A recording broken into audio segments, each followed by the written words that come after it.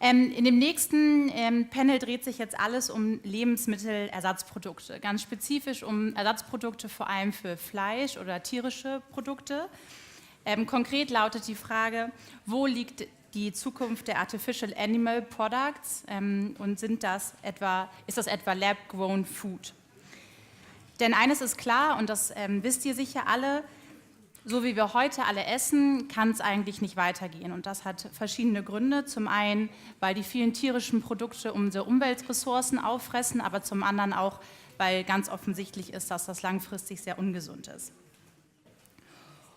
Für das folgende Panel darf ich also drei sehr interessante Gäste begrüßen, Entschuldigung. Zum ersten Jens Tuider. Er arbeitet bei Pro Veg Deutschland, einer Organisation, die sich für mehr Essen ohne tierische Inhaltsstoffe einsetzt. Willkommen auf unserer Bühne, Jens.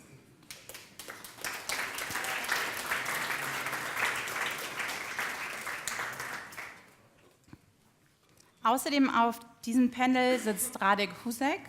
Er ist Gründer von dem Startup Sense, das Riegel herstellt, die Insektenpulver enthalten, aber auch beispielsweise Brot. Außerdem leitet er The Cricket Lab, die in Thailand sitzt. Näheres dazu, es ist super spannend, wie ich finde, wird er gleich noch auf der Bühne erläutern. Willkommen. Mazen Rizk ist der Gründer von Mush Labs. Das ist ein kleines Startup, was derzeit mit einem sehr kleinen Team noch in Hamburg operiert. Mazen möchte mit einem bestimmten Teil von Pilzen Fleisch ersetzen und arbeitet daran derzeit noch. Im kommenden Sommer soll das erste Produkt auf den Markt kommen. Willkommen, Mazen.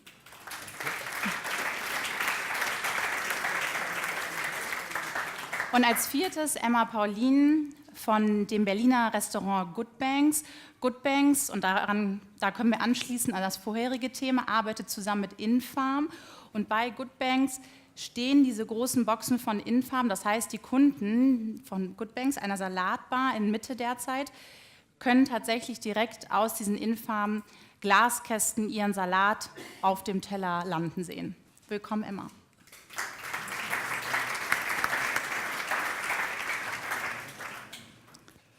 This panel is also going to be in English. I hope that's fine. So welcome, Jens. Let's start with you.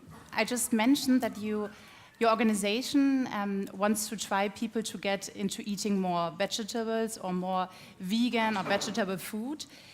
Why is that so important right now? Like, why do we have to change our eating habits in your point of view? Well, you already hinted at it. We've come to realize that there's a host of really pressing problems we're facing at the moment, and most of them are at least partly related to our food choices, to what we put in our plates. So there's environmental destruction, there's climate change, there's health issues, of course. There's also food injustice. Right? Some people eat too much and get unhealthy from it, other people don't have enough. And there's, of course, an immense amount of animal suffering involved in the traditional process of producing animal foods.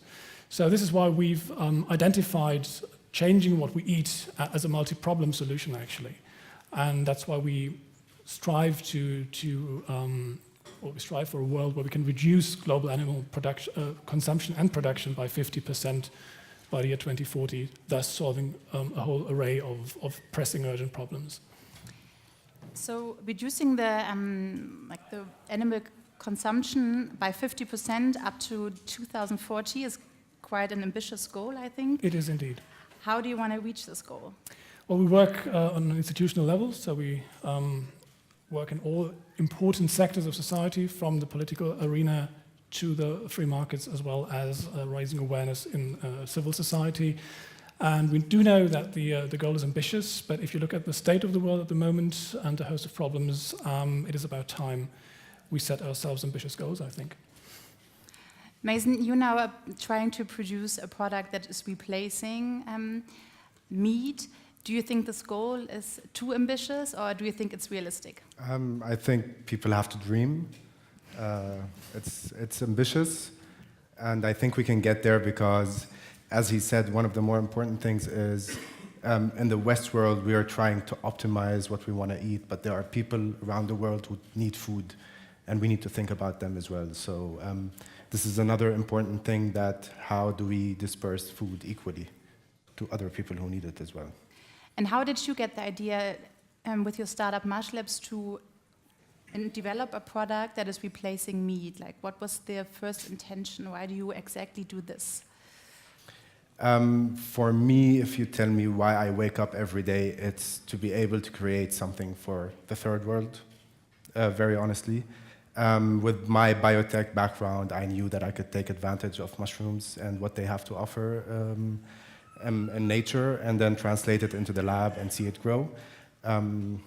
But again, as Jens said, another important thing is also sustainability. So how can you produce new food to feed 9 billion people, but in a more sustainable way? So this is the things that make Mush Labs move in a way. I think you have to explain your business model a little bit deeper. Like, why mushrooms, and how did you get the idea even to use mushrooms and not any other food? I think from a nerdy evolution perspective, mushrooms have been around, or fungus has been around for around 600 million years. So they must be doing something right. And if we want to stay for another 600 million years, let's try to do something right. If you look at the nutritional profile of mushrooms, they are a complete and well-balanced nutritional profile. They are not plants, so they do not need sunlight to make their own food. What they do is they look for their own food. And if you translate this into the lab, you can decide what you want to feed them at what time, or what kind of material you want to put around them so that they can create their own food and grow. This is from one side. From another side, there is around 5 million species of mushrooms to date, or fungus to date. They outnumber plants by 6 to 1. However, we only see plant-based proteins or plant-based ersatz or whatever on the market. And for us, what this means is, with this whole quantity of fungal strains that you can see in the world, you can really tweak each different strain to get different things that you want.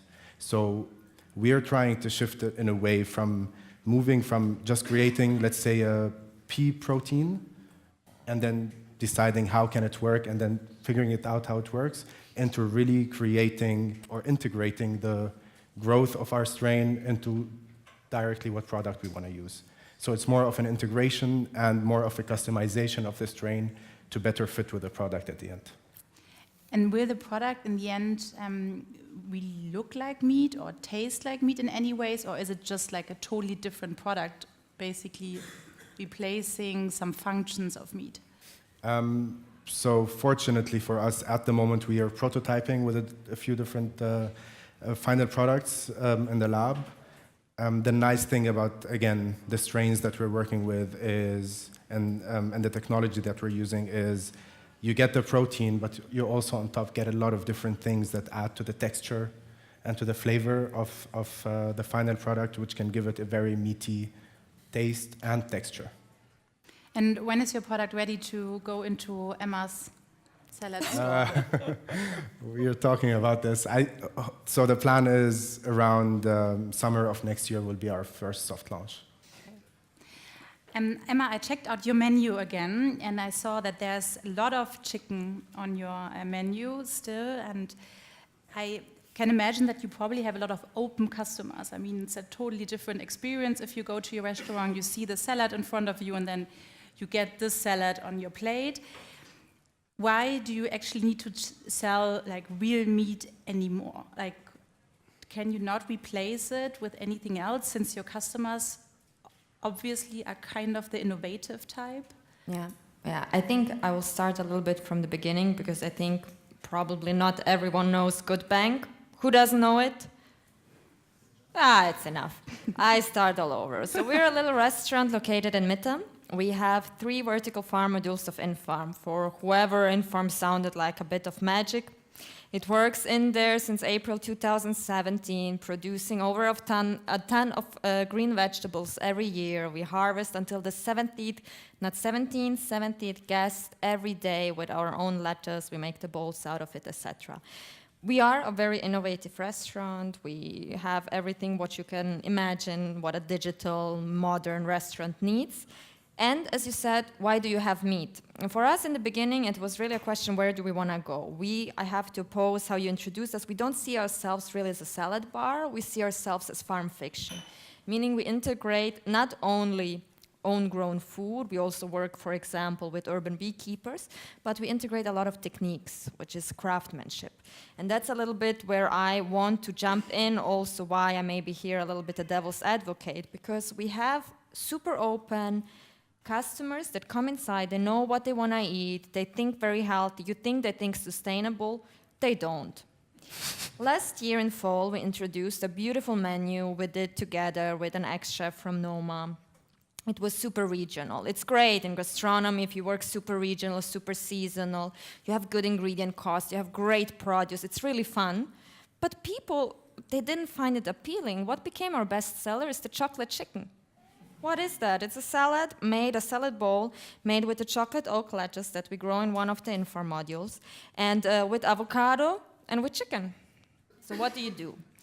We then decided our way to go is more to introduce vegan, vegetarian food, because also us as founders, we do eat meat, but not a lot, to go over a way which is the only way we think also all these topics can find in our first world, I'm not talking about third world problems here, is taste.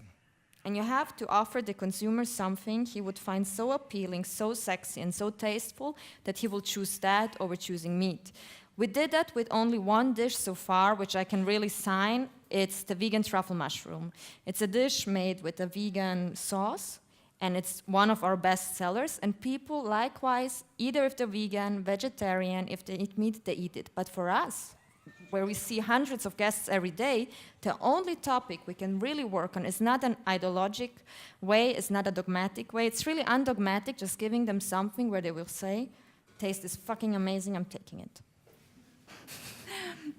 Radek, I mean, your company produces food made out of insects. Insects are, for us, probably not the food that tastes fantastic yet. How do you want to change this way of thinking, and how, maybe you can also explain how you got this idea to even produce like only food made out of insects? Mm-hmm. Maybe I will add another layer on our discussion, because first of all, it's proteins and how to get them a lot, and here was taste, and we as well look on even like more the micro level. We also are really interested in the quality of protein. That's why we stayed in the animal protein part. So we're doing like artificial animal, and it's coming from a real insect in the end, and it's also really for us on the micronutrient level. It has to work out to substitute some nutritious needs that we see as humans that we have, and for us it was really this was the crucial part, and we looked at the book published by the UN. It was summarizing 20 years of research on insect protein, and we looked at it, and it was really extremely beneficial for humans and also for the natural environment. So for us, it really is the most nutritious protein in the world right now. From the digestibility of the proteins themselves, or iron, vitamin B12, calcium, and all of these things. And secondly, it's really sustainable protein. So it's not improvement by 10 or 20%. It's really 12 times less feed we need to produce the same amount of protein compared to beef. Or it produces almost no greenhouse gases. It's 100 times less greenhouse gases. And some people, including me, we look at crickets differently, which is the species we focus. We looked at it differently than on pigs, which who has dreams and relationships. So crickets are something really differently. So to summarize it, we really look at the nutritional benefits which they have, and also the other sustainability and moral benefits which are on the place. And we really wanted to make food not out of insects only, but we always add it as an ingredient, as the nutritional added ingredient, which should be the benefit, and always try to make the taste working, always try to make it a product that is sexy. And we always consider insects as just 20% or 10%, and something that really adds the protein source to the common foods we know and like. So that's the way you're thinking. What are your customers thinking? Like, I mean, they see the bar and it might be like a sexy product that in the end tastes good, but in the first step you have to buy it and it says, of course, it's made out of insects. Is that a problem right now? Yeah, like obviously it was the biggest challenge we saw that we have to tackle when we went in our when we started doing our startup. People are afraid to try it, definitely, at least for the first time. Then they kind of break the glass once they try it and see that it's nothing really happening. So, but we really thought about it from the first time. So the Sense I'm here on behalf of 2 companies, and the Sense Foods, that's really creating the demand on consumers' side. We try to explain using like really kind of rational benefits why anybody should try to eat cricket flour bar. And for example, even we tend to call it cricket flour, not crickets. That's one thing we try to how we try to market it. When we talk about crickets, people imagine it, they visualize it. With flour, it's a different thing. It's powder, and flour, that's the ingredient we are used to eat. So this was the challenge, and whole communication of the brand is set up to really overcome this challenge. Jens, I mean, insects are still animals. What do you think about this product? Well, you said there's a difference. Pigs do have dreams, and you suggest that crickets probably don't. I think there's still no empirical consensus whether insects are sentient, or whether they can experience pleasure and pain. And unless that's really clear and established, we should probably err on the side of caution, because if you look at the numbers, the sheer numbers of individuals affected, you probably need 1 million crickets or more to replace, let's say, one pig or something like that. The amount of suffering might be much higher. So it would be really interesting to find out more about it. I know there's lots of disagreement even within the scientific space about this. Some people argue insects are not sentient, they do not suffer, so then it probably wouldn't be a moral or ethical issue. If they do, however, it might be a serious one, because then the numbers increase dramatically to create the same kind of, or the same amount of protein. So we'd rather err on the side of caution in this respect, and rather go with another product that is also highly contested at the moment, which is a clean animal product. So that is basically using animal products without growing the animals and without killing them in the first place. So. Can you name an example? Well, there's lots of innovation going on at the moment. So different startups around the world are working on creating clean meat. They're working on clean dairy products and clean fish and clean eggs, actually. So that is taking stem cells out of animals. You could probably even take your own stem cells. So one of the pioneers, Mark Post, told me in an interview that you could probably create your own meat, taking your own stem cells and cultivating them in a small bioreactor. Maybe that's the future. At least you know what you eat, right? But the interesting thing about this is actually, and I think that's, I totally second what Emma said there, people know about all the reasons why they should reduce animal consumption. They know about the whole bad litany of bad impacts. But at the end of the day, it's taste. Right? And if it does not taste, it doesn't satisfy the palates, people will not buy it and will not eat it. They will ex post rationalize. We've heard people saying, I eat meat because I want to make sure that old breeds of cattle do not go extinct, so I keep eating them, which is, of course, a very creative rationalization. And that's probably one of the major issues we have with humans, we are extremely good at rationalizing our behavior. So we first come to realize we want to do something, we like that, and then come up with reasons afterwards. And that's kind of a self-delusion process, and we're extremely good at that. So what we need to find alternatives to replace the problematic products with alternatives that are as tasty, at least as tasty as that, and have other benefits on top of that. And of course, it needs to be attractive in terms of taste. It needs to be available. And that's probably the most important thing. And the price needs to be realistic. Right? And if we reach that, and I think some people are just not willing to give up certain taste experiences, and if they're closely connected with meat or animal products, which contain certain chemical elements that are responsible for this experience, will have a hard time. So we also look into the possibilities of promoting these kinds of developments. And with insects, well, if you can guarantee me that these creatures are not sentient, I'll give it a rethink. Mazen, is your company one of those companies Jens is looking for, that creates products without any animal products and it's also very tasty products? So I would second that the most important thing at the moment when we see what people want is taste.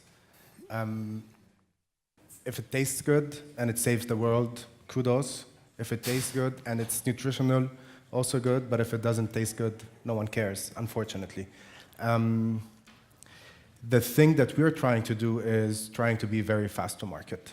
So what Moza Meat is doing, and all these lab meat or lab-grown meat companies are doing, is going to take another 7 to 8 years to hit the market or to be able to go to mass market. It costs a lot of money at the moment, but it's a very smart idea to do lab meat, but it takes long. What we are trying to do is give you the second best alternative to meat, but in a year's time, in a faster time, because we already know what we need to do, we're already doing it, we're already producing it, and it costs really negligible compared to other sources because we try to use food wastes as the source to grow our mushrooms on. Mm-hmm. So we really bring circular economy and sustainability into the whole process that we're doing.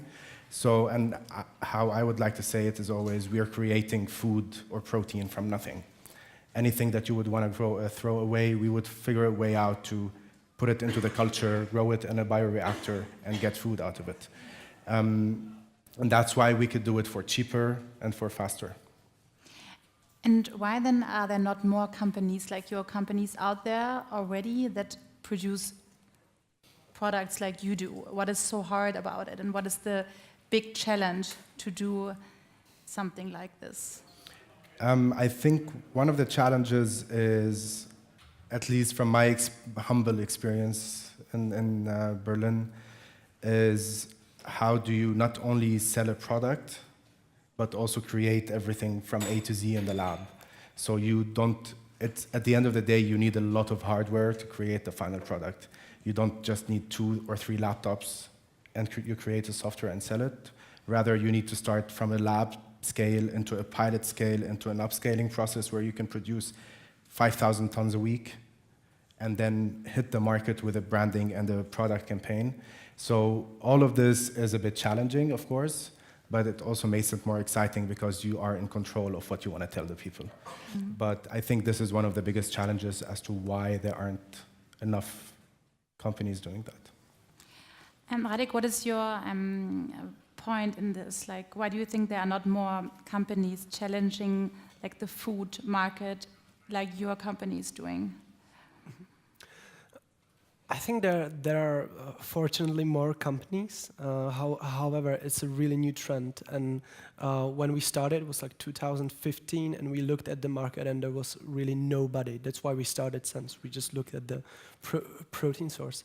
But I think it's quite interesting when I was listening to that. I think insects are like they need to solve totally different problems. For example, they are here. Like there is nothing to really research in that similar sense as we need to create a lab-grown meat, for example. Like it's this, as I see it, it's like the easiest way how we can radically improve sustainability of our diet. Like this year, it's really here. And I think, first of all, we started as many startups. They start with the brand. They want to communicate it to customers. And like really quickly we saw that there is another problem, and that's really actually getting the ingredient for cost-effective price, which should be even cheaper than chicken, for example, as we need so like few resources compared to any different protein source. Well, it should be the cheapest.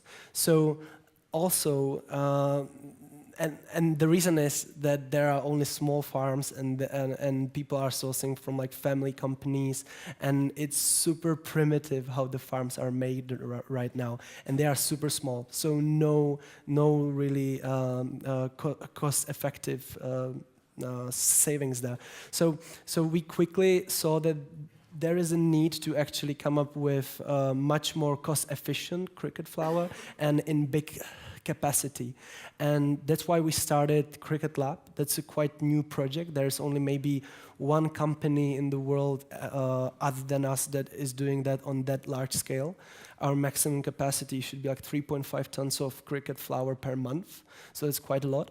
And we are really on the like trial and error research. Like we cannot read in books what should be the large scale farming. We are really testing everyday new things in the boxes. We are in each box we are testing something new. So I think it's really young. So that's the Cricket Lab based in Thailand, right? Yeah. So it's really young, and we are now finding the new problems that we have to tackle. However, I think it's the closest really to a functioning solution to the food crisis we have. Mm. And I mean, you sell your products already in many retail stores, and we just heard this afternoon that it's so hard to get into the stores. You sell your products now at Rewe and in Austria at Müller, and several different ones. How did you get into those stores? Like, what did you tell them, and what did convince them to list your product? I would maybe clarify there. We work with Rewe Group in the Czech Republic. We were in 400 stores of Pennymarkt in the nationwide. Now we're entering Austrian market with Billa and Merkur. And I think it's like the trends are really playing in our cards. I think like our target consumer is the educated millennial living in bigger cities. So it's like, I feel it even on myself and my small bubble of friends. Like sustainability is really topic we discuss and see. And on the other hand, retail stores, like these bigger ones, they are quite missing these customers. They're like these customers, the young ones, they are not many times going to the big retail chains. They try to shop locally. So for us, I think we got there because they saw it as a potential to attract new customers.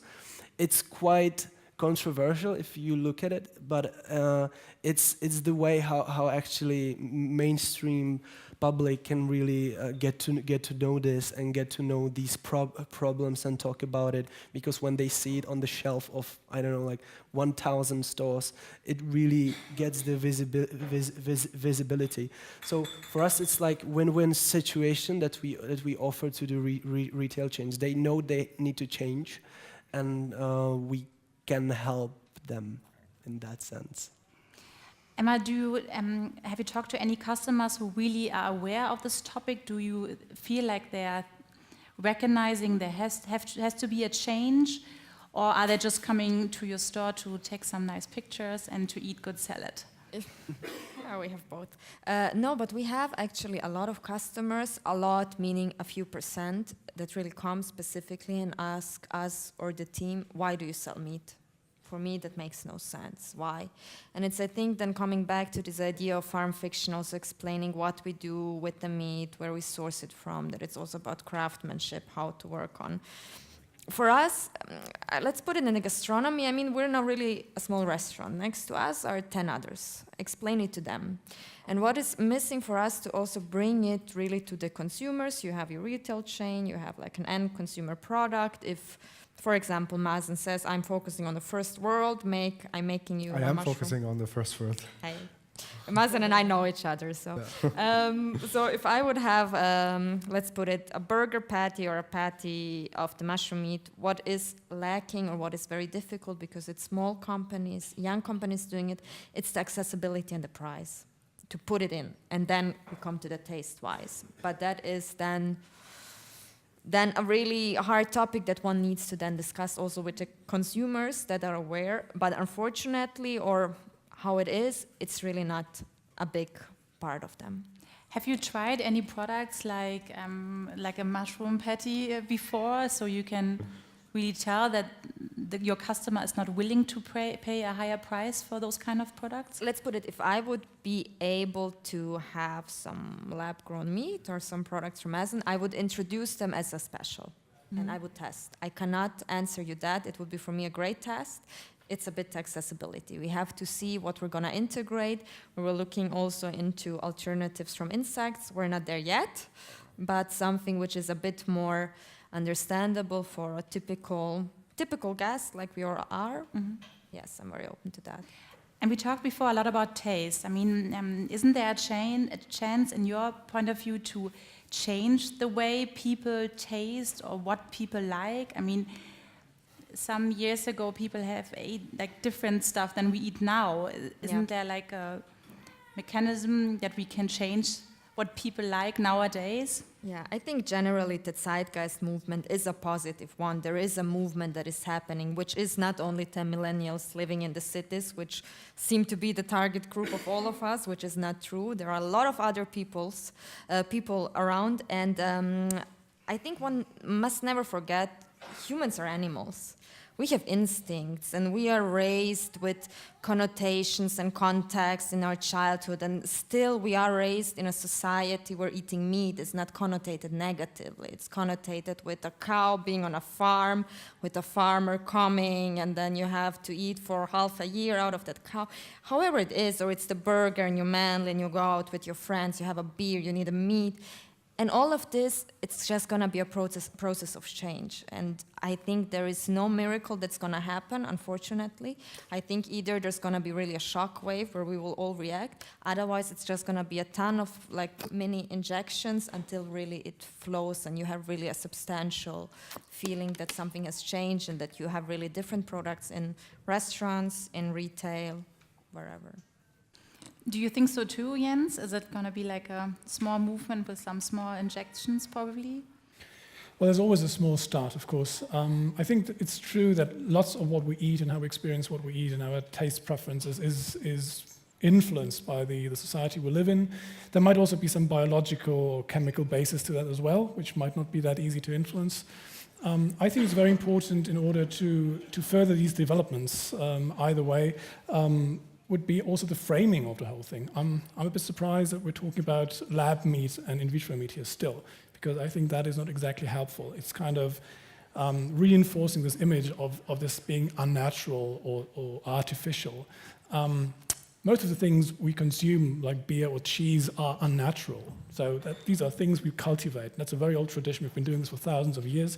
So talking about lab meat is not exactly helpful. I think cultured meat or clean meat would be a better term for that, or cellular meat, or whatever you want to call it. And that could do a lot in order to pave the ground for this development, because people have fears. There's this fear of it's unnatural, right? But if you look at the process, we produce animal products at the moment. I think nothing could be more unnatural than that. Right? We breed them in unnatural forms.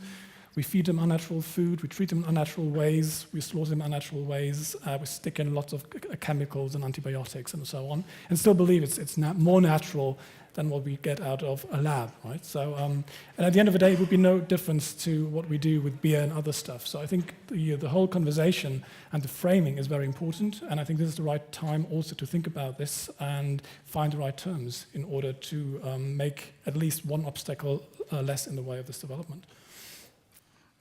And Mazen, what do you think? Like, how is it going to change? Like, is it really going to be the future, that we eat differently? Or is your type of product just going to be like a really, really tiny part? I mean, obviously, personally, I like to think big, and for me, I don't think it's going to be a small part, hopefully. But I do think that the whole food system needs to change. And you see it already changing. If we look into the US and how things are changing in the US, how big Berlin is as a hub to changing your food system, it is changing. It takes some time, but what is also interesting is there's room for all of us here. So there is room for cricket protein, just as there's room for pea protein, just as there's room for people to still eat their meat and chicken, but in a more be a bit more socially aware about how much they're consuming, how unhealthy it is, not just how for the environment, but for your body as well. And mushroom protein as well would be perfect. But the change has already started, I think. And we're just, hopefully, these startups that are doing this movement are at the forefront of the change. And you probably talk to a lot of restaurants already, or maybe stores that you want to sell your products in. What is the reaction? Are they like open for it? What's the mindset right now? So if I can go back just a little bit, what we do in the lab is actually, you never get to see the fruiting body of the mushroom. Mm-hmm. So this is not something that we deal with. We take the roots of the mushrooms or the cells in these roots, ferment them in the lab, grow them sustainably, reuse the water that we're putting in the fermenter, and then at the end, you get a clump of biomass or cells. And then these cells are then, what we're doing now in the kitchen is reshaping them into something that you and me can understand as a customer. So when you go to or when we've been going to restaurants now, and we have a few partners that where we're going to start rolling our products out, if you say mushrooms, it's a little bit more understandable. People like mushrooms. They like the taste of mushrooms, which plays good to our part because, again, as Emma said, the most important thing is the taste. So we're trying to take advantage of the kind of taste that we can get out of the mushrooms in the lab. When you see that it's a sausage, you don't understand anymore that it came from the lab because it looks like a sausage, it tastes like a sausage, and it's mushroom-based, so it's okay. Okay, so Can the reactions. I ask here? I have an idea. I would be interested in Cricket mushroom. No. But we with crickets are more really in now the communication phase, and I would be interested how you plan to solve that when you're talking about mushroom meat. I wouldn't really connect the idea of a mushroom to the taste of the meat. So how do you plan to actually then switch it? Because you said people imagine mushrooms and they know we know they like the taste, but I wouldn't connect it to meat. So if you go to a molecular level, mushrooms have nucleotides, and they have if you break down the protein in mushrooms into its basic form, you can get a very distinctive umami flavor out of it, which tastes a little bit like a eruption in your mouth with a sort of a meaty taste. This is what umami is, and umami is super strong in mushrooms, as again with a few other fungus as well, and yeast, for example.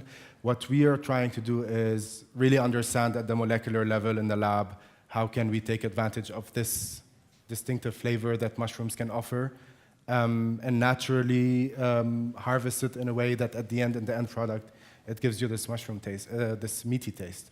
If you think of portobello, for example, when you eat it, you still have this texture that is similar to meat, and you still have this flavor because of its umami components that is similar to meat.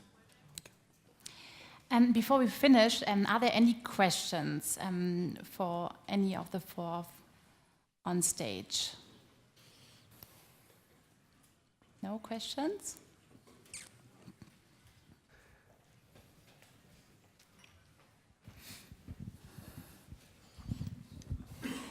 A question for Radek and maybe also Mazen. Did you have any difficulties facing regulations when it comes to hygiene or food regulations in general? Because we know there's a lot of regulations for meat and vegetables. Well, how is it when it suddenly comes to insects? Or, I don't know, food waste, grown mushrooms? Well, first it was really complicated. So first of all, in 2015, it was even before the new novel foods change that is in place now. So now it's much better than when we started, and it was like the complicated legislation was also the reason why we started the company in London, in the UK. Now there are in total, like, I don't know, like 5 countries, like Belgium, the Netherlands, Finland, Denmark, the UK, and the Czech Republic, where they just said, okay, use all the hygienic standards that are in place now with normal meat, and you can sell insect products. So now it's much better. I'd say like it is still for us a big topic, because right now there is an application that has been submitted to the EU level, and it will not end just there. There have to be also how to control and like how often control like farmers, how to control the product when it's used in different food producers. So our cricket flour in a baking in a bakery. So all these really needs to come, and it's quite moving. That is one positive thing which I see on it now, and I can say also we're part on that. Like we're connected with all the people that are working on the legislation changes, and we're trying to support it as much as possible, because it's really crucial for the big change. For me, I could answer you in a way to put also what we're doing into perspective. If you think about food waste and you think that they're shipping it to us, this is not the case. What we're trying to do is create a decentralized facility where we go next to a food producer, put our tanks and our fermenters, and don't think of food waste as garbage, rather the byproduct that they do not use. I definitely don't, but Yeah. I can imagine that the industry does, and especially the people who do the regulations on hygiene when it comes to food. Yeah, so what we're doing is we take sterilized byproducts that are usually either thrown into waste or given into feed or sold for very cheap, because they don't want to put the effort to do new products out of them. We take them. They still have the nutrients that we desire to feed our mushroom cells on. And when we grow our mushroom cells, we could face novel food regulations, but we've done it in a way where we do not, at the end, extract anything. So we're not competing with a pea protein that is 80%, because they extract the protein out of everything else. What we're trying also to advocate for is you need your protein, but you also need all the minerals and vitamins that come with it. And the way we grow our mushrooms is you get your, let's say, 50% protein from them, but you also get your 20 to 30% fibers, and you get vitamin B, and you get iron and selenium and everything you need. That way you do not need to extract anything, and that way you save yourself from any novel food regulations, because you have the whole thing intact. Once you do this decentralized, now you can think and sell it to the Western world. Now you can think there are people in the Middle East and in Africa who need not only protein, but also need all this fortifying agents in their food. Now we can start bringing this technology into the third world country and create a food which is fully balanced and a complete nutritional profile in it. Thank you. Okay, thank you so much. If you have any further questions, you two or you four will be jumping around, I guess, here. And if you have any more questions, just go up to them and ask your question. Thank you so much for listening, and we keep going.